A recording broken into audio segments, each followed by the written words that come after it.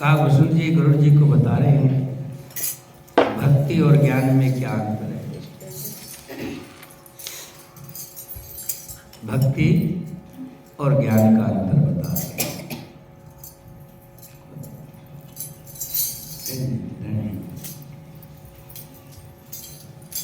ज्ञान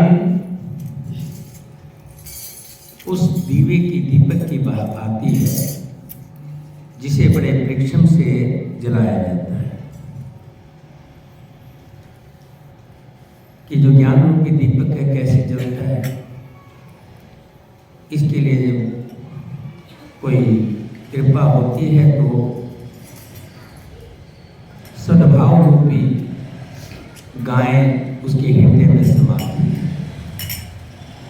जब उसके हृदय में सद्भाव रूपी गाय आ जाती है तो काम, क्रोध, लोभ, मोह आदि विषय विकार धीरे धीरे छटने लगते हैं और जब तप, व्रत, यम और नियम आदि घास खा करके, यानी कि जब तप, व्रत आदि व्यक्ति करने लग जाता है और उस घास को खा करके फिर वो दूध देती है और उस दूध को निष्पाप मन से जो अग्नि जला करके, जो हमारे पाप है, पाप रूपी ईंधन जला करके उस दूध को तापा जाता है, गर्म किया जाता है। गर्म करने के बाद उसमें फिर संग यानी मन का निग्रह रूपी जामन लगा करके उसको जमाया जाता है।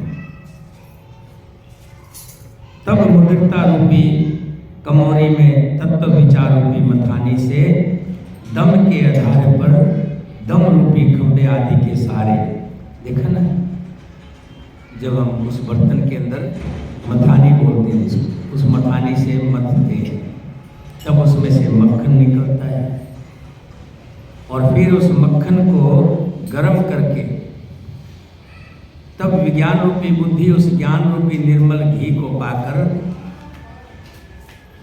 जब उसको हम मक्खन को गर्म करते हैं तो उसके अंदर से जो भी मल होता है वो जल जाता है।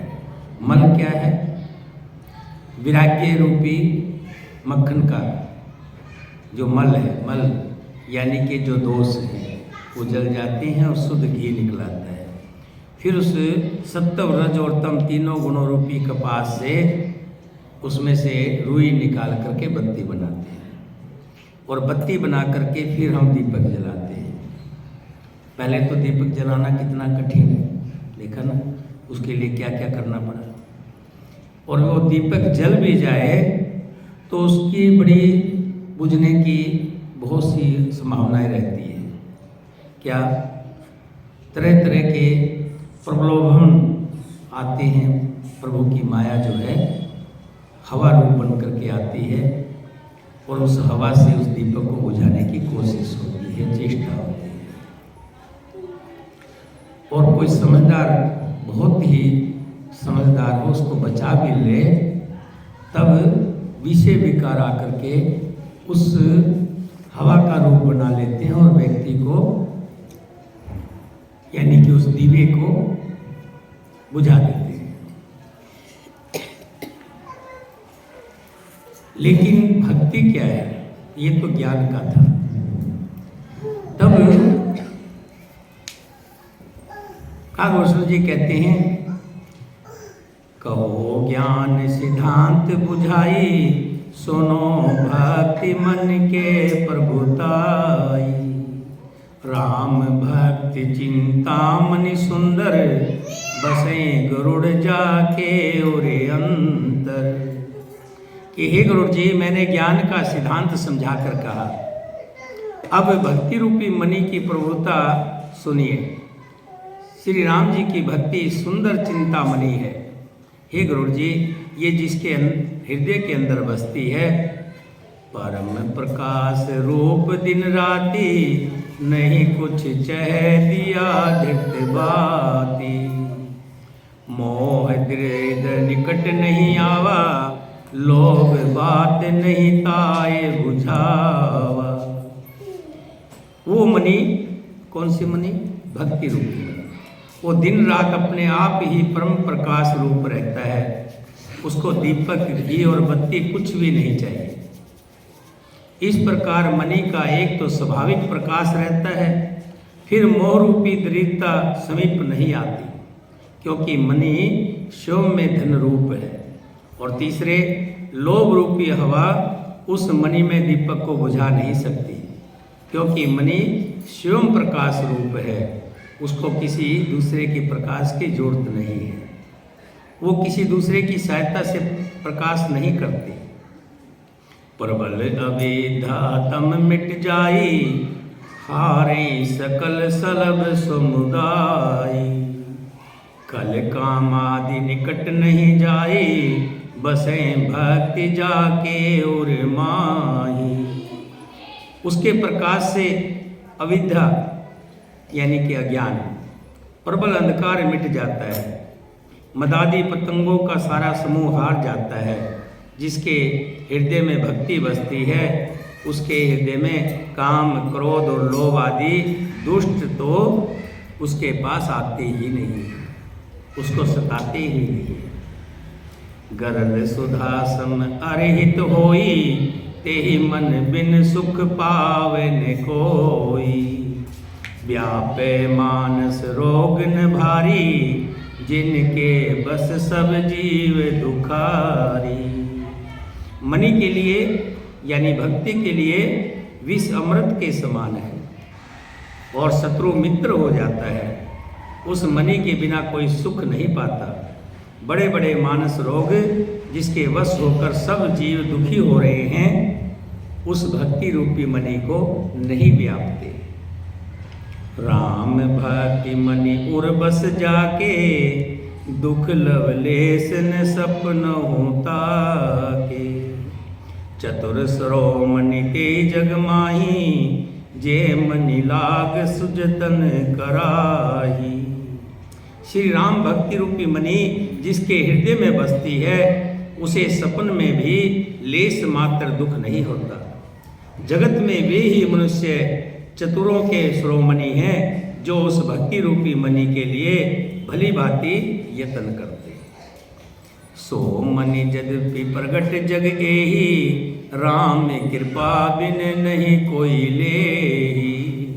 सुगम उपाय पावे केरे, नरहत भाग दे भट भेरे। यद्यपि ये मणि जगत में है, पर बिना श्री राम जी की कृपा से उसे कोई नहीं पा सकता। उसके पाने के उपाय भी सुगम ही है, पर भागे मनुष्य उसे ठुकरा देते हैं। किसको? भक्ति को। भक्ति रूपी मणि, भक्ति को मणि का रूप दिया है, ज्ञान को दीपक का रूप दिया है, तो भक्ति को मणि का रूप दिया है। ज्ञान को पैदा करने के लिए बहुत उपाय करने पड़ते हैं, तब जाकर के दीपक जलता है, और उसका भी भरोसा नहीं, बहुत बचा के रखना पड़ता है। लेकिन भक्ति रूपी मणि जो है, हरि की जब कृपा होती है तब भक्ति पैदा होती है, यानी मणि मिलती है। और जिसको मणि मिल गई, उसको किसी तरह का संशय, कष्ट, दुख, तकलीफ, काम, क्रोध, लोभ, मोह, अहंकार ये उसके पास रहते नहीं। जिसके पास भक्ति आ जाती है, भक्ति रूपी मणि आ जाती है। पावन पर्वत वेद पुराना, राम कथा रुचिरा कर नाना। मरमी सजन सुमत कुदारी, ज्ञान विराग नैन उर्गारी। वेद पुराण पवित्र पर्वत हैं। श्री राम जी की नाना प्रकार की कथाएं उन पर्वतों में सुंदर खाने हैं। संत पुरुष उनकी इन खानों के रहस्य को जानने वाले मर्मी हैं, और सुंदर बुद्धि खोदने वाली कुदाल है। हे गुरु जी, ज्ञान और विराग्य ये दो उनके नेत्र हैं, जिनके अंदर संतों का के संतों के प्रति मन में श्रद्धा हो और आगे कहा है जिनके अंदर ज्ञान और वैराग्य है, वैराग्य में ऐसा भाव ना हो, कुछ पाने का भाव ना हो। सच्चाई भी यही है कि करने से कुछ करते हैं, कर्म करते हैं, कर्म करना भी चाहिए। कृष्ण भगवान ने कहा है गीता में, कर्म प्रधान विश्व रचना का। जो भी हम कर्म करते हैं उसी के अनुसार संसार में फल मिलते हैं। लेकिन ये भी ध्यान रखें कि जो हम कर्म कर रहे हैं उनका कर्ता कोई और है, हम तो सिर्फ माध्यम है, हमारे द्वारा वो कर्म हो रहे हैं। तो कर्मों पे ध्यान रखें। भाव सहित खोजे जो प्राणी, पावे भक्ति मनी सुख खानी। जो प्राणी उसे प्रेम के साथ खोजता है वो सब सुखों की खान इस भक्ति रूपी मणि को पा जाता है। मोरे मन प्रभु अस विश्वासा, राम ते अधिक राम कर दासा। मेरे मन में तो ऐसा विश्वास है कि श्री राम जी के दास श्री राम जी से भी बढ़कर है। जो भगवान का हो जाता है, भगवान के प्रति समर्पित हो जाता है, भगवान से भी बढ़कर हो जाता है। देखो तुलसीदास जी ने बहुत अच्छे तौर पे कहा है, मैं बार बार कहता हूँ, यहाँ तुलसीदास जी ने खोल करके बोल दिया है। मोरे मन प्रभु अस विश्वासा, राम ते अधिक राम कर दासा। जो राम के दास हैं, राम के भगत हैं, वो भगवान से भी बढ़ के हो जाते हैं। राम सिंध घन सज्जन धीरा, चंदन तरु हरि संत समीरा। सब कर फल हरि भक्त सुहाई, सो बिन संत न काहो पाई। श्री रामचंद्र जी समुद्र हैं तो संत पुरुष मेघ है। अब अंदाजा लगाइए, समुद्र का पानी तो खारा भी हो सकता है, होता ना, खारा भी होता है। समुद्र घना होता है लेकिन खारा भी होता है। लेकिन संत पुरुष जो हैं वो मेघ हैं। मेघ बरसते हैं, पानी नदियों में जाता है, नदियों का पानी फिर समुद्र में जाता है। यानी कि संतों से ही भगवान है। ठीक है, प्रकृति का नियम है, पहले समुद्र में से वाष्प बनती है, भाप बनती है, उससे बादल बनते हैं, बादल बरसते हैं, नदियों से दोबारा फिर समुद्र में गिरते हैं। सृष्टि का चक्कर है। लेकिन यहाँ अगर इसका अर्थ देखें तो अर्थ कहा है कि समुद्र में पानी गिरता जरूर है लेकिन समुद्र में जाके खारा हो जाता है, और समुद्र में से ही निकलने वाली भाप जो है बादल बनती है तो पानी बरसता है तो मीठा होता है। संतों को मेघ का रूप दिया है, बादलों का रूप दिया है। श्री हरि चंदन के वृक्ष हैं तो संत पवन है। चंदन का वृक्ष है, उसके अंदर खूब खुशबू है, लेकिन हवा जब चलती है तभी खुशबू इधर उधर फैलती है। संत जो हैं जब चलते हैं, अभी हम गए कहाँ, मंजूला जी के यहाँ गए ना, वहाँ कथा की। हम तो सब बड़भागी होते ही हैं सुन करके, लेकिन वहाँ के लोग भी, जो भी 10-5 लोग थे, उन्होंने भी सुना। इसको हवा का रूप है। संत जितने भी ये चलते हैं, इधर से उधर, उधर से इधर, उधर से उधर, सब जगह पावन करते जाते हैं, खुशबू बखेरते रहते हैं। सब साधनों का फल सुंदर हरि भक्ति ही है, उसे संत के बिना किसी ने नहीं पाया। भक्ति मिलती किसे है? जो संत हैं। संत कौन है? जिनके अंदर मैंने बताया ना बार बार आपको, जो व्यक्ति काम, क्रोध, लोभ, मोह, अहंकार, मत्स्य, जलन, दूसरे से का बुरा सोचना, इन सबको त्याग देता है तो संत हो जाता है। चोला पहनने से संत नहीं होता कि संतों का चोला पहन लिया और अंदर विषय विकार भरे हुए हैं। अंदर से विषय विकारों को जो निकाल दे वो संत है।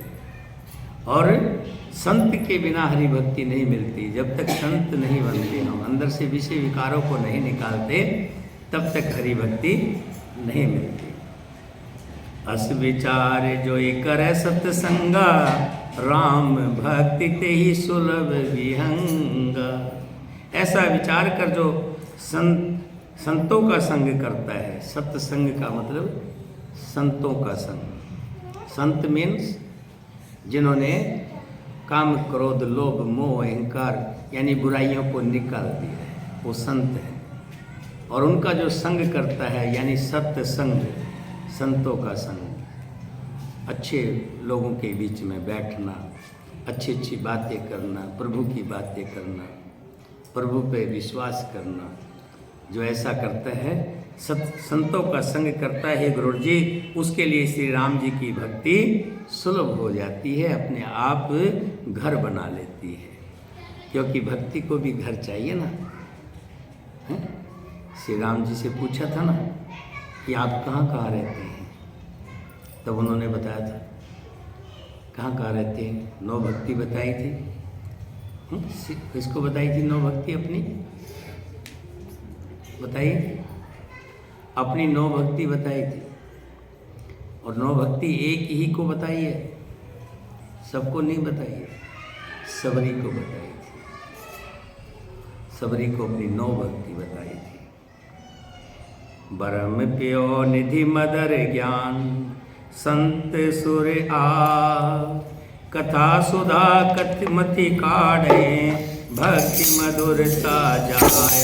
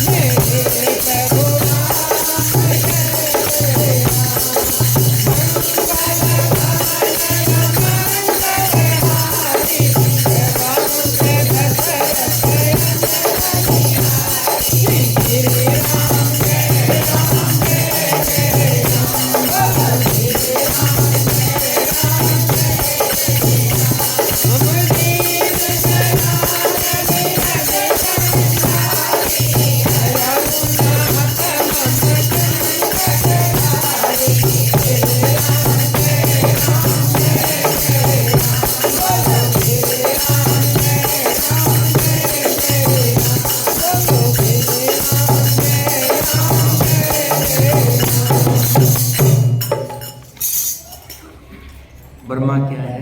समुंदर है। ब्रह्मा समुंदर है। और संत कौन है? उस समुंदर को मथने वाले, यानी कि जितने भी हमारे वेद पुराण है, उन सब को मथ करके उसमें से पावन मक्खन निकालते हैं, यानी भक्ति निकालते हैं। और संतों के द्वारा मथ करके इस भक्ति का जो है निखार आता है और उस भक्ति को हासिल करते हैं। फिर पक्षीराज जी कहने लगे, हे कृपालु, आपने भक्ति और ज्ञान का विस्तार बताया, मेरे मन में कुछ और प्रश्न भी हैं। हे प्रभु, हे नाथ, अपना सेवक जानकर मेरे कुछ प्रश्नों का जवाब और दे दीजिए। प्रथम कहूँ नाथ मति धीरा, सब ते दुर्लभ कवन शरीरा। हे नाथ, हे धीर बुद्धि, पहले तो ये बताइए कि सबसे दुर्लभ कौन सा शरीर है? कौन सा शरीर है जो बड़ी मुश्किल से मिलता है? बड़ दुख कवन कवन सुख भारी, सो संक्षेप कहो विचारी। फिर सबसे बड़ा दुख कौन सा है और सबसे बड़ा सुख कौन सा है, ये भी विचार कर सारा खुल करके बताइए। और एक प्रश्न और है, क्या? संत असंत मरम तुम जानो, तिन कर सहज स्वभाव वखानो। संत और असंत का भेद आप जानते हैं, उनके सहज स्वभाव का भी वर्णन कीजिए। कवन पुण्य श्रुति विदित विशाला, कहो कौन अग परम कराला। फिर कहिए कि श्रुतियों में प्रसिद्ध सबसे महान पुण्य कौन सा है और सबसे बड़ा भयंकर पाप क्या है। मानस रोग कहो समझाई, तुम स्वर्ग कृपा अधिकाई। फिर मानस रोगों को समझाकर कहिए, आप तो सब जानते हैं और मुझ पर आपकी बड़ी कृपा भी है। तात सुनो सादर अति प्रीति, मैं संक्षेप कहूँ यह नीति। जब गुरु जी ने ऐसा कहा तब काकभूषण जी कहने लगे, हे तात, अत्यंत आदर और प्रेम के साथ सुनिए, मैं आपके सभी प्रश्नों का उत्तर देता हूँ। क्या बताया? पहला प्रश्न कौन सा था? पहला प्रश्न क्या था? इतनी जल्दी भूल जाएंगे तो फिर कैसे बात बनेगी? प्रथम कहूँ नाथ मति धीरा, सब ते दुर्लभ कवन शरीरा। पहला प्रश्न क्या था कि ये कौन सा शरीर है जो सबसे बड़ा दुर्लभ है, बड़े मुश्किल से मिलता है। तो उसके जवाब में क्या कहते हैं? नर तन सम नहीं कवनो देई, जीव चराचर जाचत तेहि। कि हे गुरु जी, मनुष्य शरीर के समान कोई शरीर नहीं है, ये बड़ा दुर्लभ है। चर अचर सभी जीव उसकी याचना करते हैं, उसके अधीन है। चाहे शेर भी क्यों ना हो, उसके कहने से उसके अंदर में रहता है। चाहे इतना भयंकर शरीर धारण किया हुआ हाथी ही क्यों ना हो, मनुष्य के अंदर काम करता है। ये मनुष्य शरीर नरक स्वर्ग और मोक्ष की सीढ़ी है तथा कल्याणकारी ज्ञान और भक्ति को देने वाला है। अगर इस शरीर से ही, ऐसा शरीर है ये मनुष्य का, नरतन जो है, इसी से ही मनुष्य मोक्ष पा सकता है। बाकी किसी शरीर से मोक्ष नहीं मिल सकता। सो तन धर हरि भजन जे नर, होए विषयरत मंद मंद तर। ऐसे मनुष्य शरीर को धारण प्राप्त करके भी जो लोग हरि का भजन नहीं करते, नीच से भी नीच विषयों में अनुक्त रहते हैं, वे पार्श्वमणि को हाथ से फेंक देते हैं और बदले में कांच के टुकड़े ले लेते हैं। यानी कि इतना शरीर जो मिला है, ये बड़ा कीमती शरीर मिला है, इससे मनुष्य अपने पिछले हजारों सालों के जो कर्म पाप थे उनसे छुटकारा पा सकता है। लेकिन मनुष्य इस पार्श्व रूपी शरीर को छोड़कर कांचों के टुकड़ों को इकट्ठा करने में लगा हुआ है, जो यहीं रह जाने हैं, किसी काम नहीं आने। नहीं दृढ़ सम दुख जग माही, संत मिलन सम सुख जग माही। दूसरा प्रश्न क्या था? दूसरा था बड़ दुख कवन कवन सुख भारी। क्या? बड़ दुख कवन कवन सुख भारी। कौन सा दुख सबसे भारी है और कौन सा सुख सबसे अच्छा है? तो उसके बारे में बताया है। नहीं दृढ़ सम दुख जग माही, जगत में दृढ़ता के समान दुख नहीं है। यानी कि गरीबी से बढ़कर के कोई दुख नहीं है, गरीबी से बढ़कर। नहीं दृढ़ सम दुख जग माही, संत मिलन सम सुख जग माही। और संतों के मिलन के समान जगत में कोई सुख नहीं है। कितने भी सुख हों, लेकिन संत जब मिलते हैं, संतों का संग होता है, संत मिल जाते हैं, तो व्यक्ति जैसे फूल में कीड़ा होता है और फूल के साथ कीड़ा भी देवता के गले में चढ़ जाता है। संतों का साथ होने से व्यक्ति तर जाता है, इससे बड़ा सुख नहीं है। अगला प्रश्न क्या था? कवन पुण्य श्रुति। अच्छा, आगे बताया संत असंत मरम तुम जानो, तिन कर सहज स्वभाव वखानो।